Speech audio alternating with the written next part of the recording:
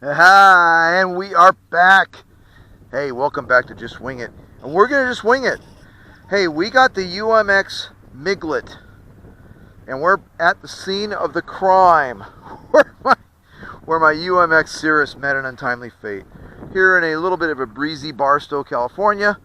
Have our friend Elephant Mountain in the distance, the Calicos. It's actually kind of a nice day. Hey, we're going to try the UMX. The E-flite UMX MiG-15 EDF as a hand-launched belly lander. So let's try it.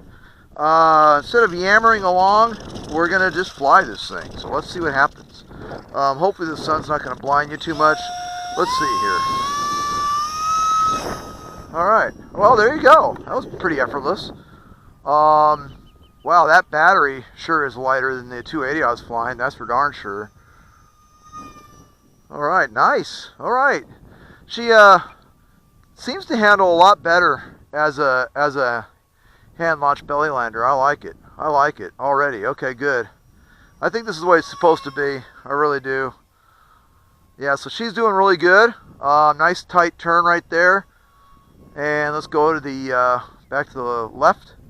So yeah, so this plane is in People's Liberation Air Force from China. And wow, okay, good looking little plane. Yeah, she does really well. There you go. That's some tight turning out front. And now I got a pretty good wind, so we're gonna go ahead and see what she does. I'm flying her at about 60% throttle. Let's go 100%. 100%. Yeah, not bad. I mean, it's not a powerhouse. It's a little single 28 mil fan, you know. But again, I could tell right away that again, this is such a small plane that I was flying a 280 on the maiden with the gear on. This little 200 is a lot smaller, a lot lighter, and I could tell right away that she's a bit more tail heavy. So just be ready for that if you're going to be flying the 200s. The original EDF MiG was flying on 200s. So just so you know, let's see how she rolls. Oh, nice. Okay. Of course, right into the sun. Poor video. Anyway, I am not a cinematographer. And I'm only a rank amateur pilot. But at least we haven't smacked into a light pole yet, huh? So that's always a bonus.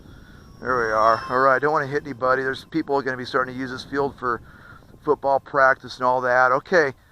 The one thing about these little EDFs is they just, well, like all EDFs, they just don't have a whole lot of flight time, not a whole lot of play time, right? So we're going to go ahead and bring her in,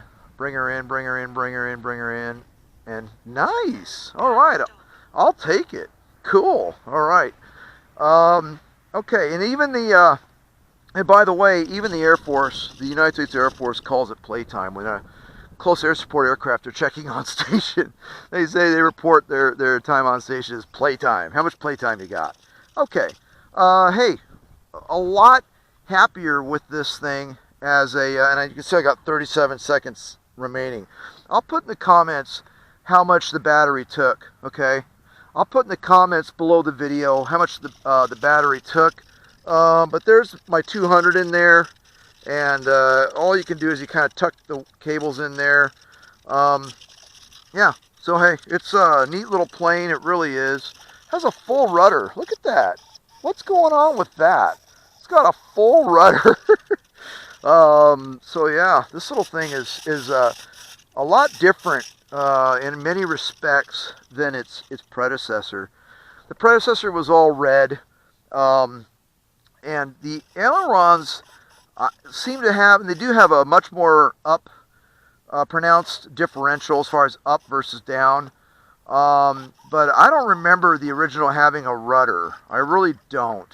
This is probably an improvement.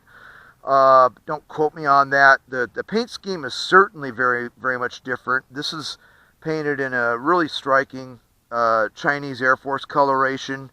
I went online last night, saw it. Several places depicted with the red tail, the silver, and of course the Chinese Air Force markings and the 4-digit nose numbering system. I really do like these strakes. This plane has these wing strakes, which I'm not sure were actually part of the MiG-15. I thought that those were a MiG-17 improvement to prevent the aircraft from getting into an uncontrolled spin, but I don't know. I'm not that familiar with the history of these aircraft. I've only ever watched a few videos on the MiG-15, and they were actually very good. It's a very interesting aircraft. The history behind the MiG-15 is really fascinating. But in any event, hey, I'm going to stop yammering. I'm going to try and keep these videos short. I'm happy. I'm happy. I think this thing's going to be great. I'm looking forward to flying it a lot more. So stay tuned for a lot more videos, or at least a few more videos of this aircraft to show up. Plus, I have a lot more aircraft I have to review over the summer. Most of them still in boxes. Plus, I've also got a few old classics. So in any event, they're going to show back up due to popular demand, believe it or not.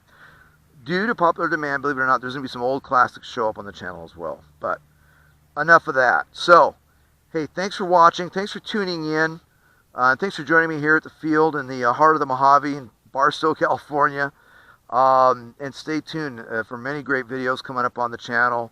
And I hope you enjoyed this one of the newish E-flite UMX MiG-15. Its second iteration. Its second coming, if you will. Second incarnation of this little jet. And I'll tell you, it does fly pretty good without the gear. With the gear, it's a little sketchy. Without the gear, it flies great. In any event, hey, thanks for watching. Thanks for tuning in. Blue skies and happy landings, everybody. And cheers.